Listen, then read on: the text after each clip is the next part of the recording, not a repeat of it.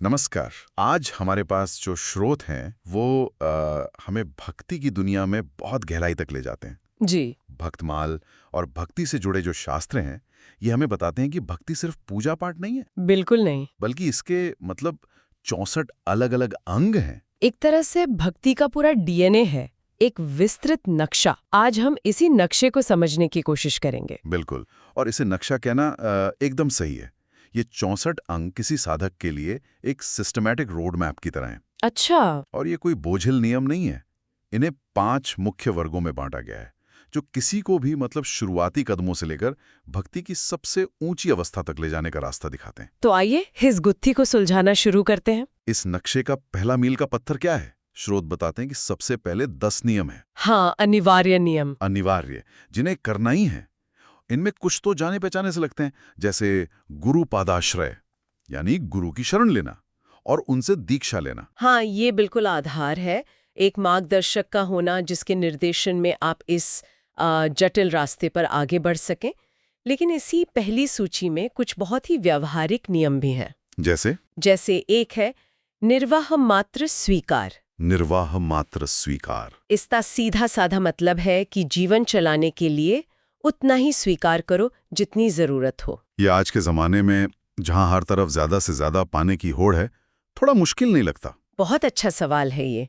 देखिए, इसका मतलब तरक्की छोड़ना नहीं है, बल्कि मन की स्थिति बदलना है।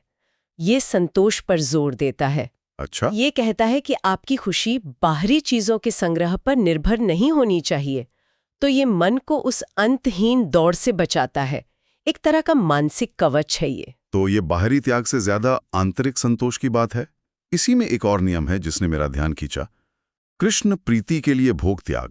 जी। यहां सिर्फ त्याग नहीं कहा गया, बल्कि उसके पीछे का मकसद साफ है, कृष्ण की खुशी के लिए। आपने बिल्कुल सही पकड़ा।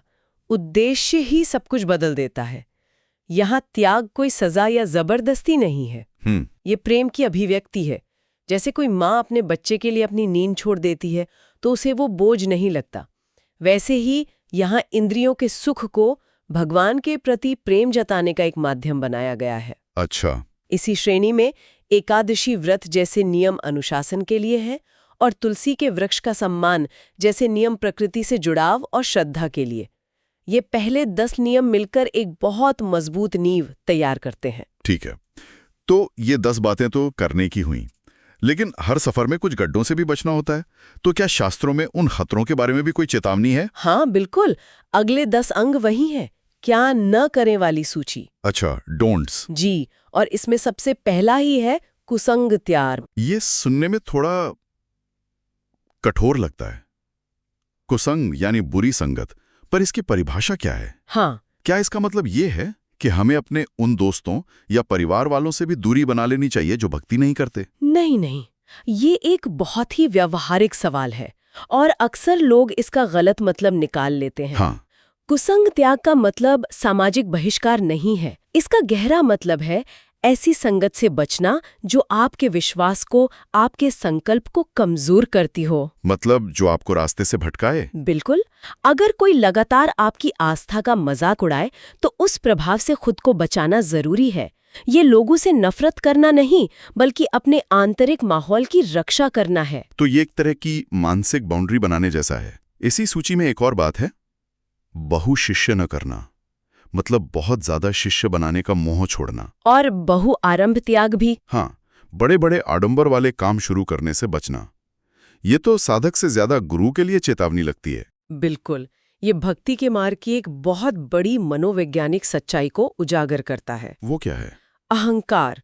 अहंकार किसी भी आध्यात्मिक रास्ते का सबसे बड़ा दुश्मन है और अहंकार शिष्य बनाकर, बड़े बड़े आश्रम या मंदिर बनाकर बहुत आसानी से भक्ति के रास्ते में घुस सकता है। सही बात है। ये नियम एक चेतावनी है कि भक्ति को अपनी सामाजिक प्रतिष्ठा या शक्ति बढ़ाने का जरिया मत बनाओ।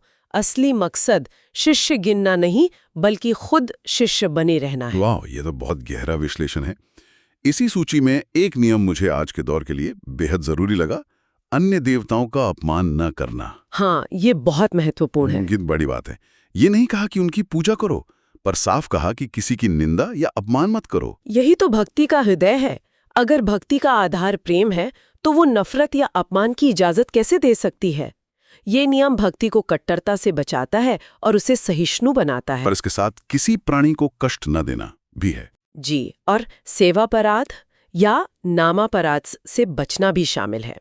ये नियम हमें सिखाते हैं कि भक्ति सिर्फ आंख बंद करके माला जपना नहीं है, बल्कि आंख खोलकर दुनिया के साथ आपका व्यवहार कैसा है, ये भी भक्ति का ही हिस्सा है। ठीक है, तो पहले 20 अंगों ने हमारी यात्रा के लिए जमीन तैयार कर दी। अब असल में ये रास्ता दिखता कैसा है? इस सफर में हम करते क्या हैं? अब हम उस नक्शे के सबसे बड़े हिस्से में प्रवेश कर रहे हैं, जिसमें बाकी के 44 अंग हैं। और जैसा आपने पूछा, इसमें सब कुछ शामिल है। अच्छा। इसमें शरीर को शामिल करने वाली क्रियाएं हैं, जैसे भगवान के सामने प्रेम से नाचना या दंडवत प्रणाम करना, जिसमें आप पूरे शरीर से समर्पण जाहिर करते हैं। और फिर वो चीजें हैं जिनसे हम सबसे ज्यादा परिचित हैं, जैसे गीत यानी भजन गाना, संकीर्तन और जप। मुझे हमेशा ये सवाल होता था कि इन सब में फर्क क्या है, जब सब में नाम ही लिया जा रहा है? ये फर्क साधक के स्वभाव के लिए है। संकीर्तन उन लोगों के लिए है जिन्हें समूह में ऊंचे स्वर में गाने से ऊर्जा मिलती है, एक तरह का सामुदायिक उत्सव है। और जप? वही जप उन लोगों के लिए है जो एकांत पसंद करते हैं, जो अपने मन के भीतर गहरा उतरना चाहते हैं। भक्ति का ये नक्शा हर तरह के स्वभाव के व्यक्ति के लिए रास्ता सुझाता है। जैसे जैसे हम इस सूची में आगे बढ़ते हैं, मुझे लग रहा है कि ये बाहरी क्रियाओं से शुरू होकर मन की आंतरिक अवस्थाओं की ओर जा रही है। बिल्कुल सही। अब आते हैं भाव की अवस्थाओं पर, जैसे स्मरण, दिन भर भगवान को याद करना, ध्यान, उनके रूप या गुणों पर मन को टिकाना।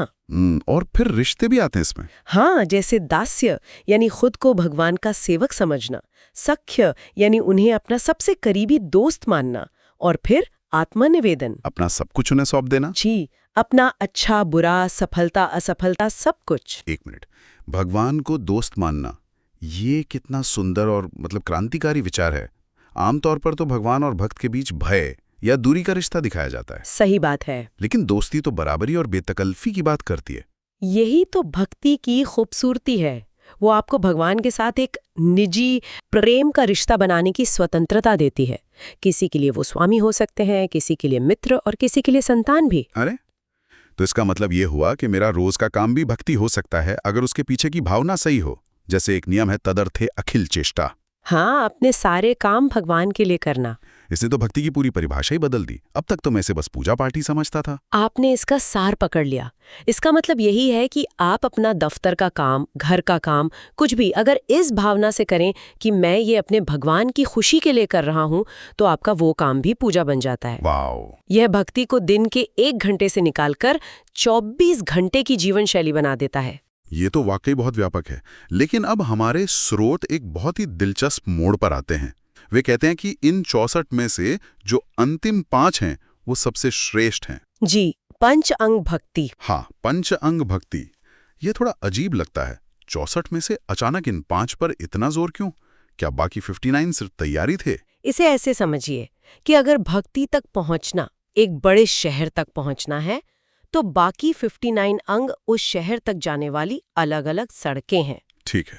लेकिन ये 5 उस शहर में घुसने वाले 5 लेन के सुपर हाईवे हैं। अच्छा, सुपर हाईवे। हाँ, ये अपने आप में इतने शक्तिशाली माने गए हैं कि इनमें से किसी एक का भी अगर थोड़ा सा भी पालन किया जाए तो वो व्यक्ति को बहुत तेजी से मंजिल तक पहुंचा सकता है। तो ये 5 सुपर हाईवे हैं कौन कौन से? ये 5 हैं।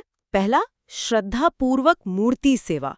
सिर्फ मूर्ति पूजा नहीं, बल्कि ये विश्वास कि भगवान इस विग्रह में मौजूद है और प्रेम से उनकी सेवा करना। ठीक है। दूसरा, श्रीमद् भागवत का आस्वादन, मतलब भागवत पुराण को केवल पढ़ना या सुनना नहीं, बल्कि उसकी कथाओं और शिक्षाओं के रस को महसूस करना, उसमें डूब जाना। तीसरा, सजातीय स्निग्ध भक्तों का संग। इसका क्या मतलब हुआ? ऐसे भक्तों की संगति में रहना जिनका भाव और लक्ष्य आपसे मिलता जुलता हो, और स्निग्ध यानी जिनमें आपस में प्रेम और स्नेह हो, प्रतिस्पर्धा नहीं। चौथा है नाम संकीर्तन। जी, भगवान के नाम का ऊंचे स्वर में मिलकर गान करना। और 5वां, श्री मथुरा मंडल में निवास। एक मिनट, यहां मुझे रोककर कुछ समझना है। मथुरा मंडल में निवास, ये तो भौगोलिक रूप से सबके लिए मुमकिन नहीं है। सही बात है। जो व्यक्ति मुंबई या बैंगलोर में अपनी नौकरी और परिवार के साथ रह रहा है, वो क्या करे? क्या इस नियम का कोई गहरा प्रतीकात्मक अर्थ भी है? आपने बिल्कुल सही दुविधा को पकड़ा है। इसके 2 अर्थ हैं। पहला तो है भौतिक रूप से उस स्थान पर रहना, क्योंकि माना जाता है कि उस जगह की ऊर्जा भक्ति के लिए बहुत अनुकूल है। और दूसरा? लेकिन इसका जो ज्यादा गहरा और सार्वभौमिक अर्थ है वो है मानसिक निवास। अच्छा। यानी आप कहीं भी रहें, अपने मन और चेतना को व्रज भाव में रखना। अच्छा। अपने घर को ही वृंदावन समझना, अपने काम को ही भगवान की सेवा समझना। ये स्थान से ज्यादा अवस्था की बात है। अच्छा, तो ये 5 सबसे शक्तिशाली क्यों हैं? इनमें ऐसा क्या खास है जो बाकियों में नहीं? क्योंकि ये 5 अंग भक्ति के सबसे जरूरी पहलुओं पर एक साथ काम करते हैं। मूर्ति सेवा और भागवत श्रवण हमारी श्रद्धा और ज्ञान को पोषित करते हैं। भक्तों का संग हमें एक सहायक माहौल और प्रेरणा देता है। नाम संकीर्तन सीधे तौर पर हमारे मन और भावनाओं को भगवान से जोड़ता है। और मथुरों में निवास हमें एक आदर्श माहौल में रखता है। तो ये एक तरह से कॉम्बो पैक है। बिल्कुल, जो भक्ति के हर आयाम को छूते हैं। तो आज हमने भक्ति के इस विस्तृत नक्शे को परत दर परत खोला। ये यात्रा 10 अनिवार्य नियमों की नींव से शुरू होती है, फिर 10 निषेधों के जरिए हमें बताती है कि किन गड्ढों से बचना है जी। और फिर ये बाहरी और आंतरिक क्रियाओं के एक विशाल समूह को समेटती है, जिसमें नाचने गाने से लेकर भगवान को दोस्त बनाने तक सब कुछ शामिल है। और अंत में ये यात्रा 5 सबसे शक्तिशाली रास्तों पर आकर हमें मंजिल दिखाती है। ये सिर्फ एक सूची नहीं, वाकई एक पूरी जीवन पद्धति है।